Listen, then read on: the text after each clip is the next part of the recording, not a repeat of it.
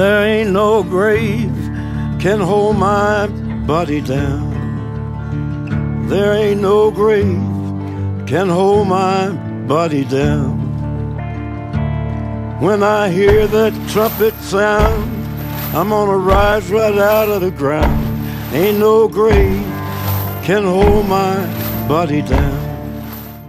And the Kentucky coronation is complete. Champions 2012.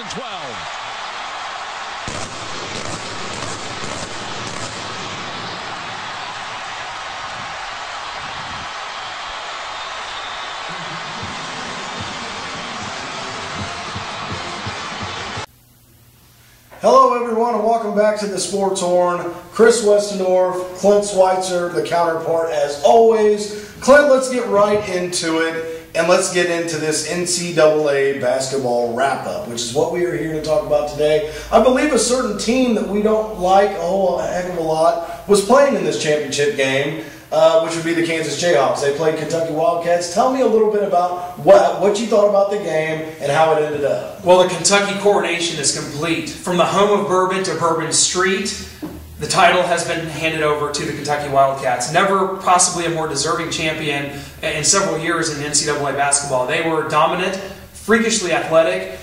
Terrence Jones, Michael Kidd-Gilchrist, and Anthony Davis anchored up one of the most talented college basketball teams, I think, in recent memory. Obviously, we've been talking the last couple episodes about Kansas and how they got to this championship game. Credit where credit's due. Kansas navigated their way there. They got there. They played Kentucky. I wouldn't say they went toe-to-toe with them. I think Kentucky controlled the game. Yeah. Having 16-point leads on into the second half, Kansas was able to cut that down to I believe 5 or 6 down the stretch, but the game was never in doubt. Well, tell me Kentucky this, controlled there where they were when they were cutting the lead down. I remember getting texts from you saying, here they come, and then I'd get another one, here they come, literally, and I was thinking, and I'm sure everybody in the nation was saying, they're going to do it again. They're going to come back like they have against so many teams, and it's almost like that was their game plan in a lot of big games, is to make the other team think they were getting away with it, and then boom, change the defense, start running plays on offense, and score and come back. So, being as the Jayhawkers didn't end up going home with the title, which thank God, because we know how that would have ended up for us. But here's the greatest part about it: we don't care anymore. We don't have to. It's over. We can wash ourselves clean of this Kansas Jayhawks. Kansas. We don't have to say Kansas unless we put an A and an R before it. We're not talking about them. The hatred will never go away. But as with regards to Missouri, that's done. There's no. We have no other connection. So Kentucky coronation is in the books. Probably that entire starting five. Probably going to the NBA. Yeah, probably one of the best teams I've ever seen. Anthony Davis and Kidd-Gilchrist probably go 1 and 2 in the draft. Easily. And to be a team that literally was, all year thought to be the team. They're going to do it. And they do it. And they did it. It's hard to do that. That's hard to do with that being said. Anthony Davis breaking Shaquille O'Neal's block record this year, which I thought was a record that would never be touched. So if that says anything about who that guy is and why you would want to go out and snag that guy, I would literally do whatever it took to get. You're talking about Shaquille O'Neal. Yeah. Bring the unibrow. We got to do something with that. Can you no. Can you imagine the marketing opportunities with the unibrow? This is true. But tweezers, waxing agents, I think it could all get on board. That's true. And everybody would tune in to watch that unibrow come in half. Moving on, though, let's talk a little bit about a lot of our fans, they want to know about the Royals. The opening day is today, actually, the day we're filming it. Clint and I will be watching that tonight in Kansas City at the Brass Rail, of course. Our favorite place to be. Come on out. Tell me a little bit about this Royals baseball team this year. I know there's a lot of unknowns, like as always, going into a Royals season. You never know what to expect from these guys. Could this be a team that finally goes to the playoffs? And be honest. Chris, I hate to start talking about this right now because I feel like our ratings and our views will start dropping immensely, as they normally do when we talk baseball. Yeah, they're going down. Yeah. We just lost 5. But I don't know. What do you say? The Kansas City Royals, a wealth of, a plethora, if you will, of young talent. Does it come around this year? Probably not quite yet. I think that a lot of people are predicting, things like playoffs, but I don't think Detroit's too good in this division. I think the Royals will be around a 500 team, probably making strides on into for next year. Aside from that, here's the thing that really bothers me about the Royals is, people think that we don't like the Royals. That's not it. We love the Royals. We really do. But the problem with it is it's like having a really nice toilet and taking a big crap in it. Because a lot of what you see out there sometimes is crap. We never can seem to get over the 500 mark. We can never seem to get to the playoffs. When's the last time we went to the playoffs? 1985, the year that the Royals won the World Series, actually. I was 1 year old. Guys, that's 27 years ago? I'm sorry. What do you do? And I'd be the first one to sit back and, say I was wrong about this team if they start to produce. And we're going to talk about that a little bit more next week. We'll get into some of the players and we'll talk about it a little bit. But my prediction for the Royals would be another year of similar to what we've had the last 10 years. They're just not ready yet. They've got a lot of young talent, a lot of young pitching this year that I'm excited about. But here's the problem. Every time we get good, we get rid of guys. And so, anyway, that's all I really have to say about the Royals at this point. We will have we'll do somewhat of a Royals special. We'll look into it.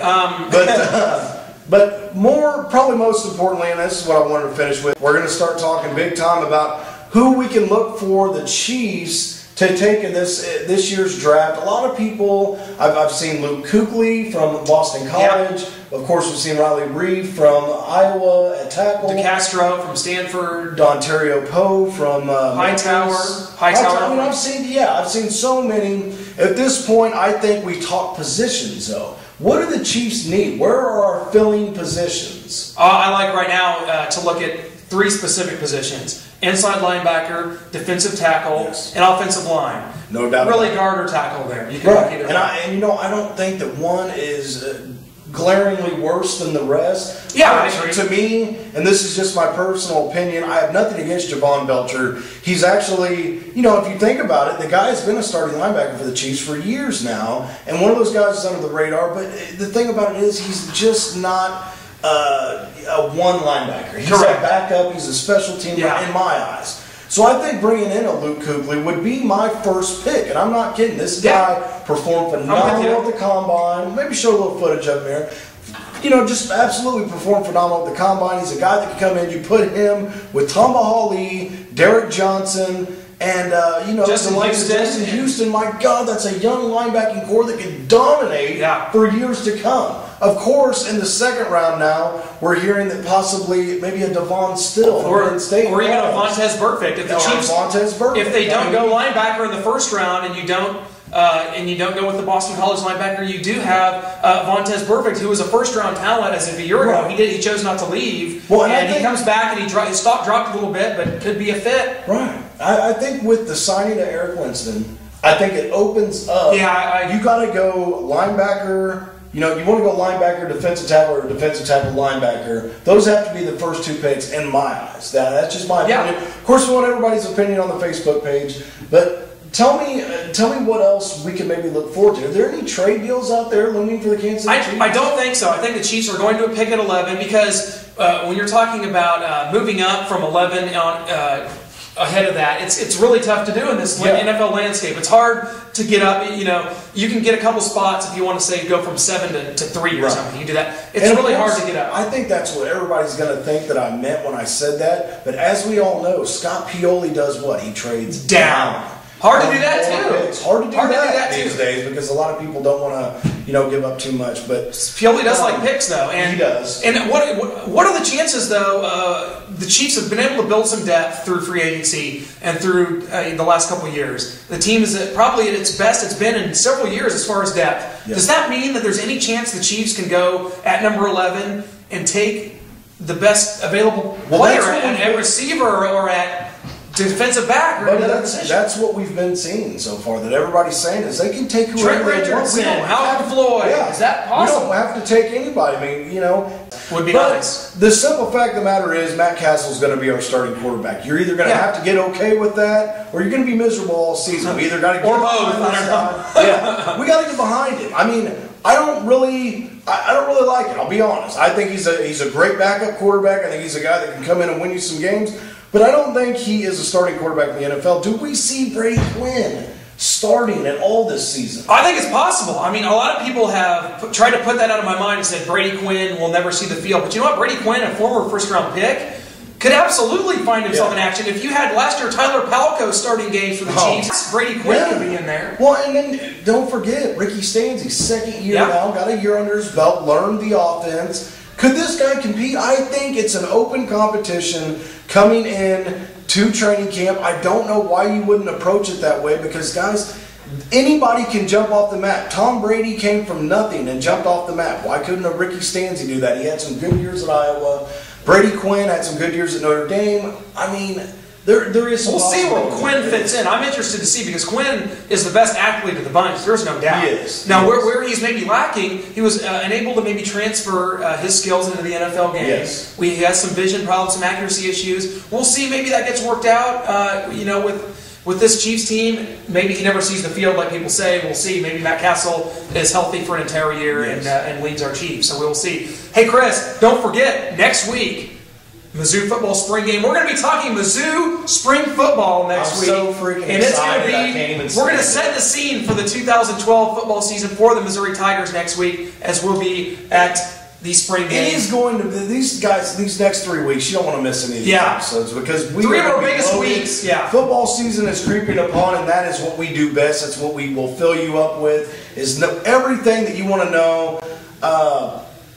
Before we end the show, it's going to end on kind of a sad note. I've got to say, I had a good friend die this week, Wayne Russell. Just wanted to have a moment of silence for him on our way out, and we'll see you folks next week.